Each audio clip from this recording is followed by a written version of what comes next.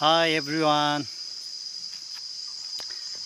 र अहिले चाहिँ म कालिम्पोङको भालुखोप भन्ने जग्गामा छु र म चाहिँ यहाँनिर उयो युडी होमस्टेमा आएको छु है। र यहाँ चाहिँ गरम चाहिँ यति बिघ्न हुँदो रहेछ र त्यही कारणले गर्दा चाहिँ म त्यहाँ माथि होमस्टेमा बस्न नसकेर है चाहिँ यसरी बसिरहेको छु।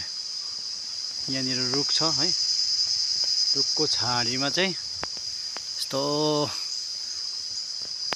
शीतल हावा चलिरहेको छ। र हुनु त यो माथिबाट आउने बाटो चाहिँ कालिम्पोङबाट है, कालिम्पोङबाट चाहिँ लगभग 10 किलोमिटर मुनि रहेछ। 10 किलोमिटर अथवा 12 किलोमिटर मुनि। र यहाँबाट चाहिँ फेरि उँधो जाँदैछ है रोड, के हो कता जान्छ त्यो चाहिँ थाहा भएन। र म चाहिँ बिचमा बसिरहेको छु।